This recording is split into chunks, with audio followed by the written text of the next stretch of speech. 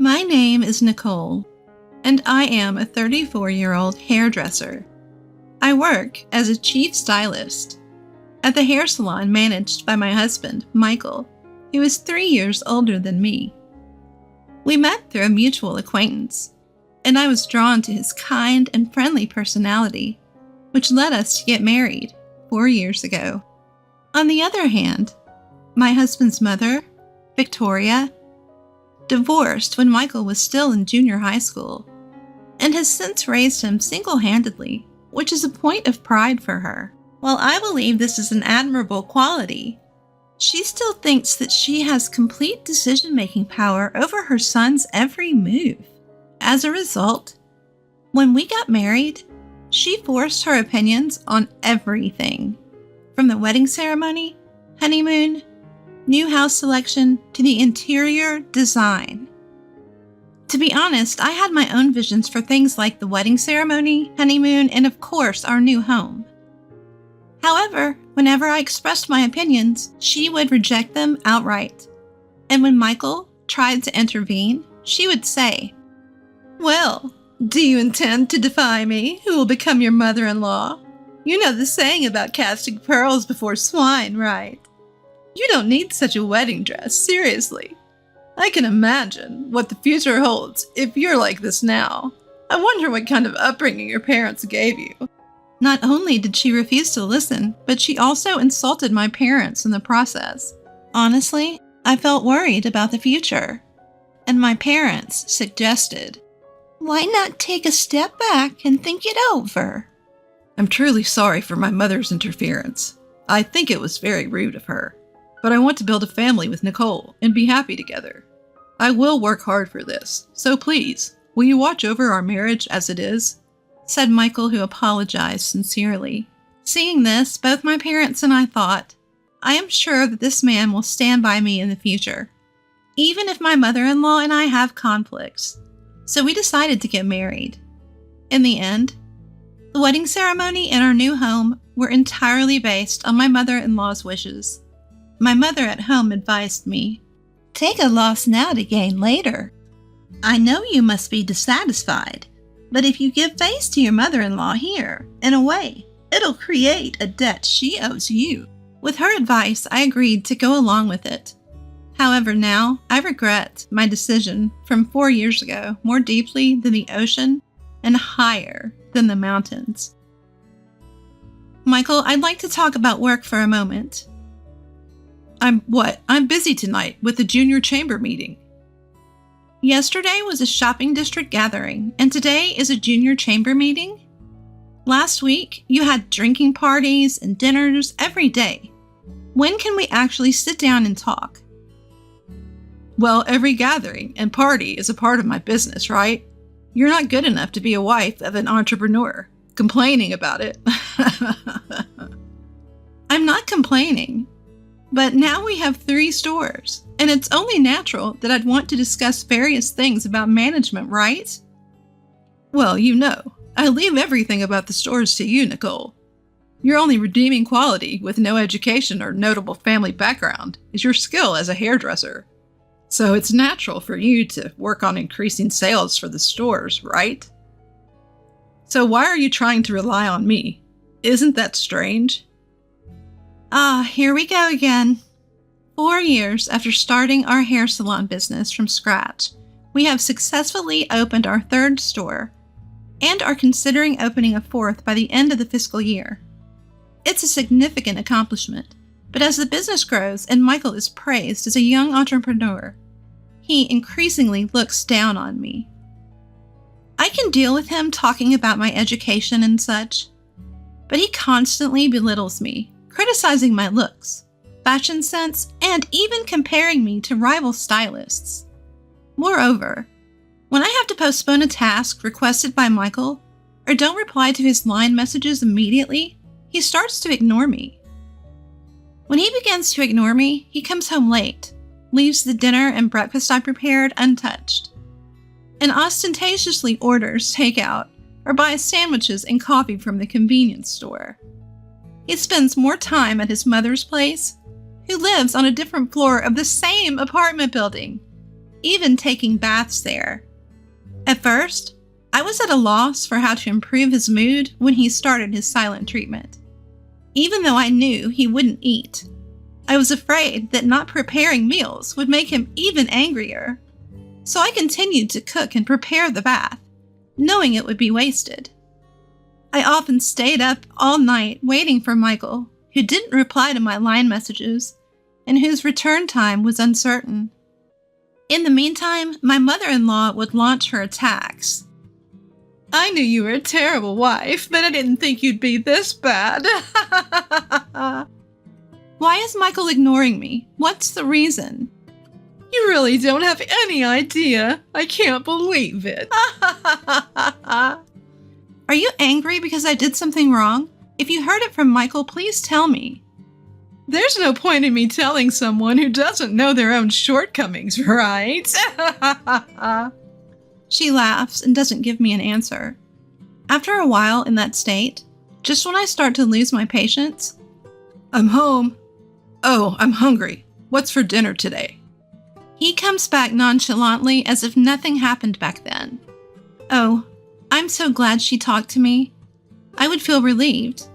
But eventually, I don't want to be ignored again.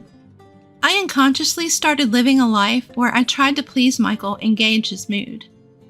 I realized that when Rebecca, a new stylist who joined the company this spring, pointed it out to me one day. That day, I was being ignored by Michael as usual, not eating dinner or breakfast and not talking. Not wanting to waste it, I had packed the side dishes I had made for Michael into a lunchbox and brought it to the store. As I ate it for lunch, Rebecca spoke to me. "Nicole, is that lunchbox homemade by you?" Yeah, I just packed some leftovers from yesterday, though." I know it's a marital issue, and a newcomer like me probably shouldn't interfere, but have you realized that President Michael is trying to control you?" "What? Control? What do you mean?" "I'm sorry if I'm wrong, but isn't President Michael thoroughly ignoring you right now?" Yeah, he is." "I thought so. I saw him talking and smiling with everyone else, but ignoring you in the staff room. He thinks nobody's watching, but he brushes off your hand rudely. And then there's that lunchbox. Grilled mackerel and meat and potatoes. It's obvious that you just packed last night's dinner side dishes, right? It's worlds apart from your usual well-balanced, colorful lunchboxes." After Rebecca said that, actually my mother went through the same thing before she divorced my biological father. She told me her story. Rebecca's parents divorced when she was in her first year of high school, and her biological father often ignored her mother, just like Michael. It all started with such small, trivial things, but it was like a switch had been flipped, and then he ignored her completely. My mother cried a lot. I see. Eventually, she started to look for my father's approval in everything, and her smile became submissive. It's really painful to watch. Rebecca then told me that the reason Michael was ignoring me was because he was trying to control me through silence, making me worry, and ensuring he was always in a dominant position, smirking all the while. I mean, think about it. Normally, if your partner is worried or hurt, you'd be concerned, and it would be painful for you too. But people like the president actually enjoy seeing their partner worried and insecure. They're twisted. Since Rebecca said that so bluntly, I started to lose the will to panic like I used to. Even when Michael became moody and ignored me, or when my mother-in-law egged me on. Instead, once I started observing with that perspective, I began to notice only Michael's childishness, his terrible selfishness, and the maliciousness of my mother-in-law, who wouldn't even try to restrain him. However, it seemed they didn't like my attitude, and the oppressive silence directed at me by both Michael and my mother-in-law gradually became an everyday occurrence. He hardly came home unless he felt like it, and when he did, he would just lock himself in his room. He stopped showing his face at both the store and the company, and I essentially had to manage both by myself. Then one day, when such days had continued, that day was a day off for the store, and I was doing a thorough cleaning of our house for the first time in a while. I usually rely on the Roomba and Brava, but it's nice weather, so I guess I'll clean every corner for a change. Thinking that, I started wiping the windows while playing my favorite music on my smartphone when Michael and my mother-in-law entered the house silently, unlocking the door with a click. As they plopped down on the living room sofa. Since my husband and mother-in-law are sitting here, I decided to make some tea quickly. Such an inconsiderate wife, haha. Really? But can we say goodbye to this kind of wife soon? Phew. It's going to be refreshing. That's what they said, as I reluctantly made tea and placed it on the sofa table, feeling puzzled. You see, Michael has a child now, so you should step aside and leave quickly. We'll give you about 2 weeks' grace, so leave this apartment during that time. Of course, we'll have you quit your job as well. No severance pay, though. Ha ha ha ha. That's what they said. Michael has a child. Does that mean he's been cheating? And I have to leave here? I'm losing my job? No severance pay either? Although we were a couple in a Cold War, my mind was spinning with questions as I tried to process the sudden news, unable to catch up. The next wife is very different from you, haha. Her family is rich, and she graduated from a top women's college. And after that, she trained in the beauty capital, Paris. There's no way you can compete with her, so just give up already, haha. She's 3 months pregnant, and I want to make her feel secure, as my wife, quickly. That's right, I'm looking forward to it. There's no doubt a wonderful child will be born. They said whatever they wanted. So if she's 3 months pregnant, then that means the child is a result of an affair, right? Yeah, so what's your point? Emily and I just met in the wrong order. We were truly connected by the red thread of fate. So you want me to leave? Because now you want to marry your fated partner? That's what we've been saying. You're really slow to catch on. As I watched Michael and my mother-in-law's cheerful attitude, I could feel a headache coming on. At that point, I told them that I needed some time to think and asked them to leave. It's a fact that it takes time to truly understand things with a scattered mind such as yours. I get it, they said, then withdrew to my mother-in-law's room.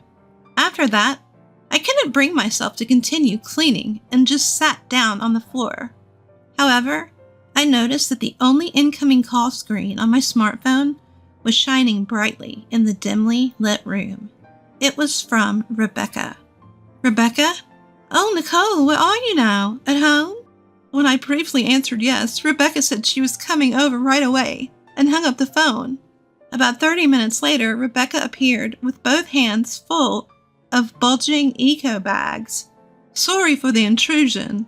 I bought some random food and drinks for us. Saying that cheerfully, she borrowed the washroom to wash her hands, then quickly began to arrange the deli food she had bought on the table. She brought glasses from the kitchen and poured craft beer, her recent favorite, and said, "Let's eat before it gets cold." And she put a spoon in my hand.